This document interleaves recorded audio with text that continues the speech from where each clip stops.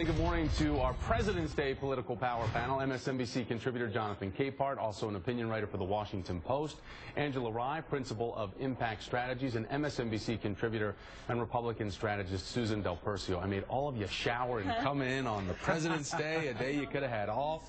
It's good to have you here, so let's dive in and get to work and talking about this leaked proposal that came out. Angela, I want to start with you because we have the timeline here, and if we look at it, the President was scheduled to go to Las Vegas on January 29th and give his first policy speech of his second administration. But we see that on the 28th, the bipartisan group of senators, they came out with their plan, trying to trump the president, to seem ahead of him. Is this a way in the chess match with the leaked reform bill getting out there, a way for the president to get the ball back?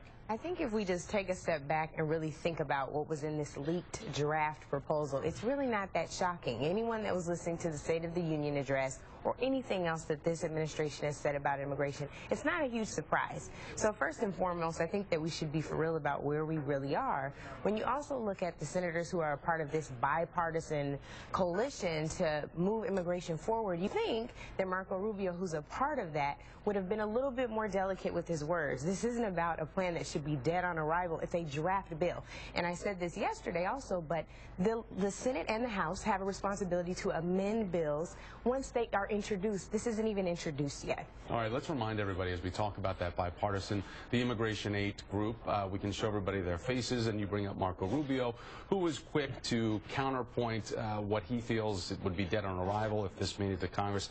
But Susan, take a listen to Robert Gibbs, who appeared on the Daily Rundown, and his reaction to how this is playing out from the right. The president has said all along that if Congress won't act, he'll have his own plan. And you remember not too long ago, it was Republicans who were saying the president hasn't led on this because he doesn't even have his own plan. All right, so he's been criticized not having a plan. Now that there is this leaked plan that gets out, the criticism surmounts, moves on. So damned if you do, damned if you don't. Well, we knew he had this plan. Like you gave the timeline earlier. But the fact that he would drop this, or they thought it was a good idea to get in the mix right now with what's going on in the Senate, especially that gang of 8, because the legislation will come out of the Senate. The House will respond to it. But they were getting things done. Everyone seemed, especially after the State of the Union, to say the only thing that probably will get done is immigration. So I have no idea why this administration decided to kind of get in there and decide to rumble with the senators right now. Jonathan, let me ask you about that, and I just want to tell everybody we're going to have Congressman Joe Garcia from South Florida joining us in a second, but Marco Rubio has responded to this probably the most harshly, saying that it is dead on arrival. Is this a way, though, and 2 points here, really was this a leak, or is this a better way of smoking out who really is going to be an obstacle in this bipartisan group to what the president wants? Well, I mean, it's a leak because the administration was working on this behind the scenes, and someone decided to give it to USA Today, and USA Today reported on it, and now everyone is talking about it. But the thing here, Thomas, is that Republicans, the overall criticism of the president among Republicans is that the president doesn't lead. The president doesn't lead on the economy. The president doesn't lead on immigration. The president doesn't lead on gun control, if you will. But when the president does take action that he had telegraphed verbally, saying, if Congress doesn't do something, I'm going to step in and do something, they criticize him for taking the steps to jump into a position to lead on an issue that he cares about, that a lot of other people care about. You know, Thomas, if the immigration panel in the Senate falls flat, as we've seen happen many times in Congress, they come up with these gangs, they try to come up with plans, and then nothing happens. If the immigration gang falls flat, the president would be in a position to then step in and say, okay, here's the plan. Republicans want to say that the president's playing politics with this, but I actually think the president is trying to actually get something done. But Jonathan, if he was going to lead, then you wouldn't leak the document. You'd say, you made it sound like bill. the president leaked it. So the fact, that's the thing. And I think the most important thing is that it wouldn't have come out of the administration if they weren't looking for some kind of fight right now. So that's where I think the fundamental problem is that I agree, the president hasn't shown a lot of leadership, and if the panel, the Gang of 8, was failing, the president should step in with his plan, 100%. But that's not where we are. So again, I'm not sure of the strategy behind that. All right, we're going to talk more about immigration in a second with Congressman Garcia, but I do want to get the panel's take on the Hagel holdup. The haggle over Hagel. How much more alliteration can I use?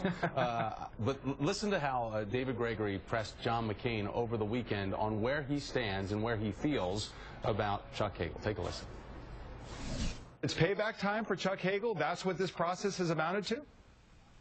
Of course not. We will have a vote when we get back, and I'm confident that Senator Hagel will probably have the votes necessary. But you're not a yes vote for your old friend. No, I don't believe he is qualified, but I don't believe that we should hold up his nomination any further. I don't believe he's qualified. Susan, when did John McCain lose complete and utter faith in his old buddy, the person that he would have nominated for defense secretary if John McCain had won back in 2000? Well, one argues that it happened while he was running for election and didn't get the support, and when Hagel supported Barack Obama for president. But that aside, the bigger problem is what happened in the Senate.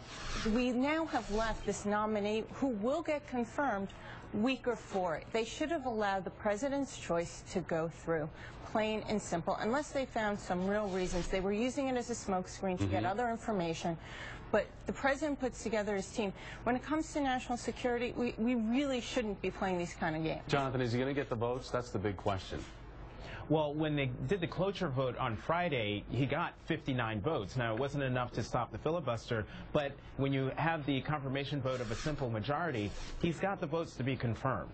All right, last I want to show everybody, and the Benghazi situation is still really stuck in the crawl for a lot of people in Washington, D.C., but David Gregory and John McCain talking about that. Just listen to the senator and how he responds. There are many, many questions, and we have had a massive cover-up on the part of But a massive cover-up of what? I mean, Susan Rice said there was a lot of confusion. Do you care, David? I'm asking you, Senator, what is the cover-up of I'm what? asking you, do you care? Angela, so how does the administration shore up the Benghazi issue so that senators on the right and other people, other elected leaders on the right, feel that they have been given enough information? Well, here's the issue.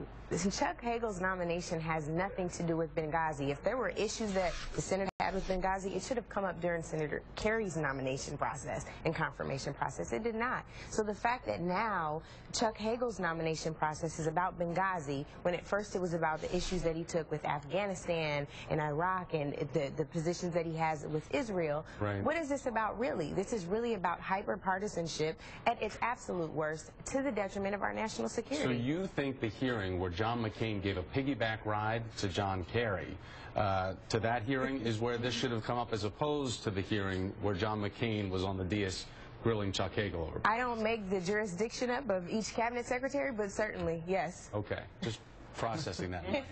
I want to thank everybody today for their time on this President's Day. Jonathan Capehart, Susan Del Percio, Angela Rye. Thanks so much. Appreciate it. Thanks. More now on the White House.